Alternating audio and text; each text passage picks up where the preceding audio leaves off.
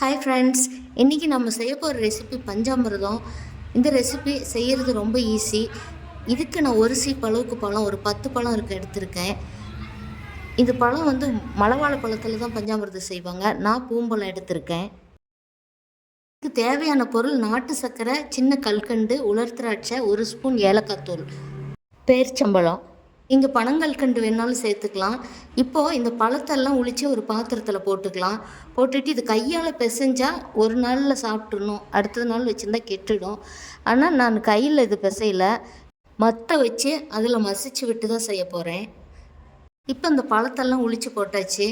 இப்போ இந்த மத்தில் ஒவ்வொரு பழமாக நம்ம இதை மசிச்சு விட்டுக்கலாம். நீங்கள் மேஷர் வச்சு வேணாலும் மசிச்சு விட்டுக்கலாம். ஆனால் பஞ்சாமிர்தம்னாவே கையில் பிசைஞ்சு செஞ்சால் தான் ரொம்ப நல்ல டேஸ்ட்டாக இருக்கும். இப்போது இந்த பழத்தை ஃபுல்லாக எல்லாமே நல்லா மசிச்சு விட்டாச்சு. இப்போ இதுக்கு எடுத்து வச்சுருக்கிற நாட்டு சர்க்கரையை சேர்த்துட்டு, டைமண்ட் கல்கண்டு நான் எடுத்திருக்கேன், அது இதோடு சேர்த்துக்கலாம். நீங்கள் பனங்கல்கண்டு வேணாலும் சேர்த்துக்கோங்க.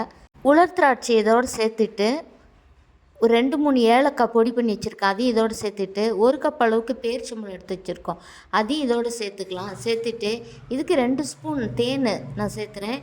2 ஸ்பூனுக்கு 1 ஸ்பூன் நெய் சேர்த்துக்கலாம்.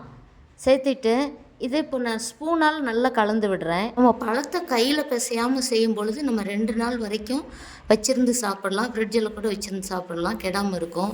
ஆனால் நம்ம கையில் பிசைஞ்சமாக தான் டேஸ்ட் வரும். ஆனால் அது ஒரு நாளில் கெட்டுடும். நம்ம சாப்பிட்றணும், அன்றைக்கி செஞ்ச அன்றைக்கே சாப்பிட்றணும். இப்போ பாருங்கள், பஞ்சாமிர்தம் ரெடி ஆகிடுச்சு. இதே மாதிரி நீங்களும் ட்ரை பண்ணி பாருங்கள். யார் யாருக்கெல்லாம் இந்த ரெசிபி பிடிக்கும்னு கமெண்ட்டில் சொல்லுங்கள். இந்த வீடியோ பிடிச்சிருந்தால் லைக் பண்ணி ஷேர் பண்ணுங்கள், சப்ஸ்கிரைப் பண்ணுங்கள். வீடியோ பார்த்ததுக்கு நன்றி.